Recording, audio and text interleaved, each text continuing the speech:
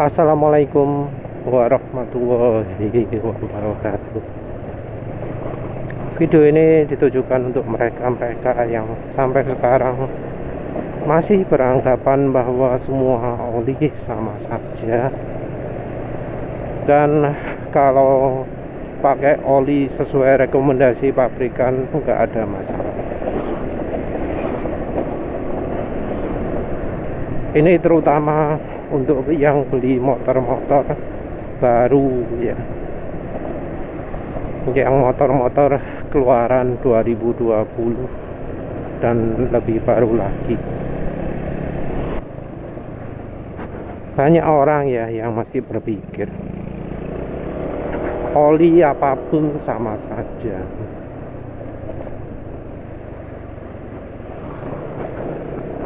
Tapi ya, orang yang sama itu kalau motornya rusak nggak pernah menyalahkan oli. Jadi ada yang kena oli rembes. Kalau rembes motor lagi mungkin nggak ada masalah ya, tapi kalau rembesnya motor matic, nah itu masalahnya besar. Kalau motor lagi rembes ya rembes cuma oli saja, mungkin di headernya ada netes, mungkin di bagian rantainya ada tetes-tetes, bukan sesuatu yang mengganggu fungsi motor.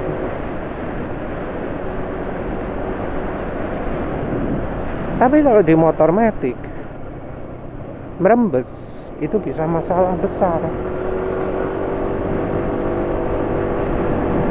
Rembes ke kulan, kulannya bisa habis masuk ruang bakar, atau netes keluar, yang kalau kulan habis overheat. Overheat efeknya juga macam-macam. Ada yang cuma mogok, tapi ada juga yang sampai bikin pistonnya baret. Ada yang sampai nganjing, pistonnya macet, pistonnya lecet, baret. Masalah lain kalau misal rembes, itu rembes bagian kanan kena ke magneto, magnetnya jadi kotor, jadi panas, slot insulasinya, enamelnya itu terkelupas. Kalau sudah terkelupas jadi lemah, jadi nge-shot, jadi nggak kuat. Yang lebih parah lagi kalau sampai kena ECU, ECU-nya bisa rusak, mati. Kadang juga kabel-kabelnya jadi kebakar, soketnya kebakar. Kalau bocor sebelah kiri juga masalah serius. Bocor sebelah kiri jadi kena bagian CVT, beltnya jadi basah, jadi licin beltnya, jadi nggak fungsi sempurna. Bahkan sampai ya kampas gandanya juga kena minyak, jadi gredek, jadi masalah. Malah justru jadi oblak bearingnya karena kena oli, stempetnya jadi larut karena kena oli, pelumasannya jadi nggak ada. Jadi banyak ya masalah kalau hanya dari rembes saja.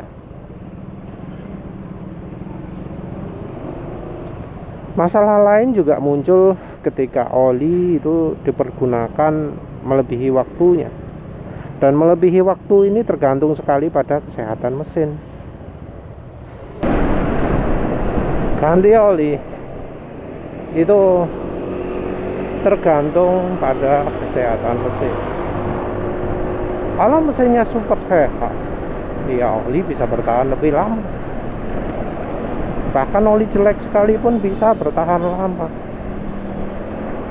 Tapi kalau mesin nggak sehat, ya nggak mungkin bertahan lama. Bahkan oli paling bagus pun maksimal itu ya bisa jadi cuma 500 km. Jadi menggunakan periode ganti oli yang tetap ya, misal 2000 km, 1500, itu bukan sesuatu yang baik ya. Itu benar-benar bergantung pada olinya. Belum lagi bicara soal kekentalan. Kendaraan yang dipakai di daerah dingin ya aman-aman aja lah, pakai kekentalan 10W30. Tapi untuk kendaraan ya yang dipakai di daerah panas siang-siang nggak akan aman pakai 10W30, apalagi dipakai kencang. Mungkin ada saja ya yang ngomong, oh motor saya nggak apa-apa, aman. Tapi kalau kita gali lebih lanjut, seringnya itu adalah sering kendaraan lama. Kendaraan lama yang biasanya kualitasnya masih bagus. Kalau motor Honda biasanya masih buatan Thailand, made in Thailand itu. Mau awet, ya jelas awet. Kalau sekarang sudah nggak bisa disamakan, apalagi sejak muncul generasi Honda 160 cc. Motor baru bukannya makin kuat, tapi justru makin lemah. Keberadaan oil jet piston yang menyemprotkan oli ke belakang permukaan piston justru malah bikin oli itu sangat jauh lebih cepat rusak. Nah, karena yang seperti itu butuh oli yang kemampuannya lebih tahan panas. Mungkin dari grup-grup oli besar ngomong, oh gampang, tinggal beli oli full sintetik. Tapi ada yang disembunyikan oleh mereka-mereka yang di grup oli. Orang-orang yang di grup oli itu nggak ngomong bahwa full sintetik sekarang itu sudah beda dengan di masa lalu. Full sintetik sekarang sudah hydrocrack, bahkan juga hydrotreat. Hydrocrack dan hydrotreat itu adalah sebuah sebutan teknologi pembuatan oli. Ya sebenarnya juga kalau ngomong soal penggolongan oli itu rumit ya, karena penggolongan oli itu tidak hanya dari cara pembuatan saja, tapi dari sifatnya. Nah, kalau sekarang orang rupanya lebih cenderung ke sifatnya ini. Sifat contohnya kandungan sulfur, kandungan aromatik, kandungan naptenik, parafiniknya berapa persen.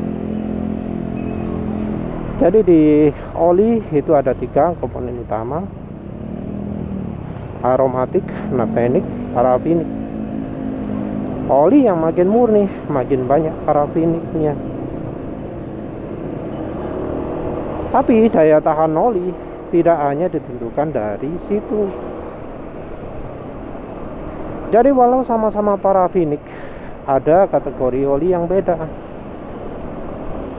Kategorinya sama-sama parafinik, tapi oli yang namanya grup 4 itu beda dari yang grup 3 walau sama-sama parafinik. Yang grup 4 umum disebut PAO, polyalpha olefin.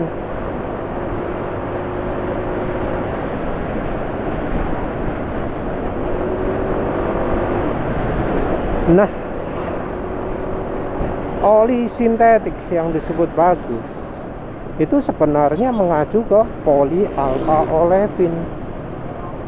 Dia daya tahan panasnya tinggi, dia temperatur kerjanya juga tentu tinggi ya. Terus dia daya tahan kekentalannya juga bagus, titik tuangnya juga rendah. Oleh karena itu oli PAO disebut oli yang cocok sekali untuk kendaraan. Tahan panas, tahan dingin, kekentalannya stabil. Walau punya kelemahan, tapi sifat-sifat unggul itu yang sangat membuatnya menarik. Nah, oli full sintetik sekarang kebanyakan sudah bukan PAO. Kita bisa sebut 99% atau lebih oli full sintetik yang di pasaran itu bukan PAO. Bahan apa terus? Ya pastinya bahan grup 2 atau grup 3. Bahan grup 2 pun macam-macam. Kalau sekarang sepertinya kebanyakan ya bahannya bahan daur ulang. Bahan daur ulang yang kemudian bisa dimasukkan ke grup 2. Nah, dari sisi kemampuan ya tentu beda jauh lah dari yang PAO. Daya tahan panas juga nggak baik karena bahannya juga daur ulang. Malah secara daya tahan panas dia akan jauh lebih buruk. Apa memang yang buruk? Oli tidak tahan panas itu ada salah satu atau dua-duanya dari hal berikut ini ya. Yang satu cepat hitam, yang satu cepat habis. Ditambah dengan apa jenenge ya, ngeyelnya pabrikan untuk mencapai oli viscosity index tinggi. Oli full sintetik sekarang juga seringnya kekentalannya nggak bisa konsisten. Habis dipakai ngebut langsung jadi sangat encer gitu misalnya. Itu banyak terjadi. Tapi yang paling parah adalah sifat yang pertama mudah jadi hitam ketika kena panas. Yang berikutnya adalah cepat habis. Oli kalau habis artinya apa? Ya nanti bakal ada bagian-bagian yang tidak terlumasi karena ada kebutuhan minimum jumlah oli pada suatu mesin agar bisa berfungsi dengan baik. Berfungsi dengan baik artinya bisa melumasi bagian-bagian yang penting.